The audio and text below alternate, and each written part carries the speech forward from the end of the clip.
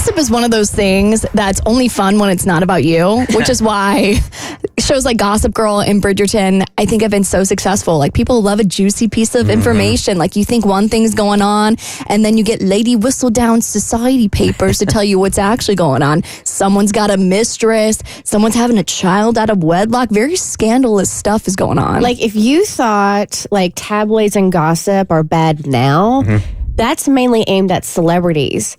This, like, gossip at this level, especially when you're watching Bridgerton and, like, then the Regency era in the early 1800s, gossip was so thick.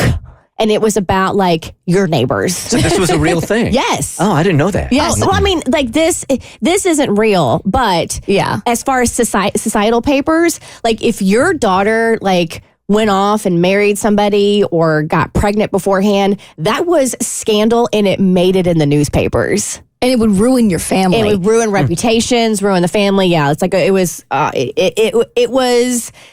page 6 on steroids about, like, literally your neighbors. Now we have what, the Nextdoor app? Yes, pretty much. Is that where you get all that now? Dumois, but for celebrities. But you're right. It's just for the nobility. Yes. So I think one of the reasons I love period dramas so much is that the stakes are so high for things that don't matter nowadays. Like, you can really do whatever you want. That when you watch a modern day drama, it's kind of like, what are really the stakes here? Like, you can kind of get away with most things. But in the Regency period, like, you look at someone the wrong way, you flip your fan in a different direction. It is like headline making news. And so I don't know about you guys, but people talk about us a lot on the internet. And sometimes it's not super fun to read about. But on the other hand, it's kind of important to know what's out there. And sometimes you got to make light of it. So since our show doesn't have a Gossip Girl or a Lady Whistledown to bring us the internet gossip about ourselves, I would like to introduce you guys to Lady Hucklebuck, who is going to bring you the hot gossip. Lady Hucklebuck? Yes. Okay. All right. Lady Hucklebuck is going to bring you the latest news about the Bert Show cast members, a la the internet. She's definitely from Georgia. Okay. She's definitely from the backwoods of Georgia, and she's going to make a little bit of light about the things that people are saying about us on the internet. Oh, boy. Okay. Lady Hucklebuck is from Georgia. Is from Alabama. I was wondering when it was going to come up. God, it's over the internet. What is happening in our country? We'll have to get to that later. All right, dearest gentle reader, it is with great pleasure that I pen today's dispatch. The summer sun has hardly begun its ascent, yet the season is already ablaze with intrigue, romance, and maybe a scandal or two. Let us dive straight into the delicious chaos that surrounds our beloved Bert Show cast, starting with Bert Weiss. Bert Weiss appears to be at the center of some rather tantalizing rumors. Bring it, He always is. Having Atlanta's social circles asking if this latest Instagram story is the final nail in the commitment coffin. For quite some time, Mr. Weiss has been whispering about a certain private relationship, mentioning a mysterious lady known only as Courtney.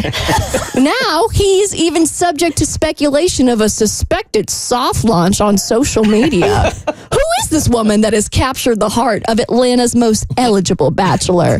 Reddit threads and Facebook comments alike now agree on one lady in particular. Of course, I can only be talking about one woman and an eye-catching selfie posted this weekend.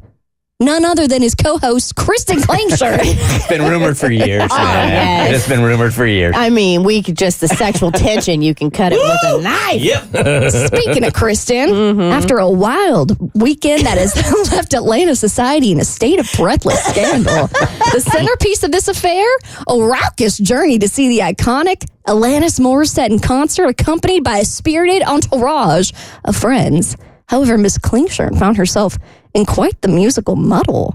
Sources say the Atlanta socialite indulged in quite the Pinot party as she was. Thank God you said Pinot. That's going to be one wild night at Avalon, man. I was like, what did I write? As she was so inebriated, she thought she was actually at Taylor Swift's The Eras tour. One can only imagine her surprise, dear reader, when instead of Shake It Off, the haunting strains of You Ought to Know filled the air. The confusion, while scandalous, provided the evening's true entertainment. Our beloved Kristen, utterly perplexed yet committed to singing along with gusto to Alanis's anthem. Now we turn our attention to Cassie Young, who finds herself at the center of a rather delicate financial drama. Miss Young recently found herself in the role of a financial guardian, advising a dear friend against what she deemed was a perilous investment.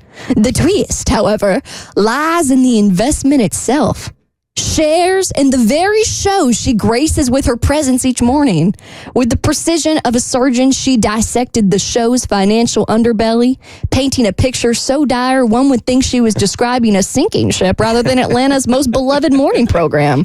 Her friend, visibly aghast, was left clutching their wallet tighter than ever. It seems Miss Young's loyalty lies firmly with her friend's bank account, even if it means casting a shadow over her own professional domain. How delightfully ironic. And finally, it appears that even in the sweltering heat of summer, the chill of deception can make its way into our most cherished circles.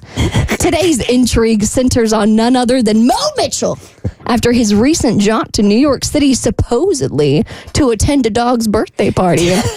It has been the source of much speculation, and I dare say a revelation or two. When Mr. Mitchell announced the trip to the Big Apple for the celebration of his girlfriend's canine companion, eyebrows were raised.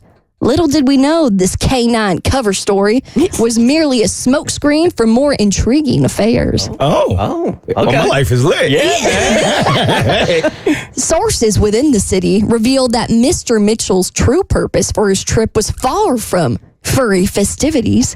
He was, in fact, attending a secret Nickelback concert held at an undisclosed underground venue. You got me, man. This exclusive event, shrouded in mystery, drew a select crowd of devoted fans and industry insiders. Mr. Mitchell, seen slipping into the venue with a knowing grin, enjoyed a night of rock music that starkly contrasted the innocent dog party tale he spun. Can't do nothing today. Yours in perpetual intrigue, Lady Hucklebuck. Well done. The Bert Show.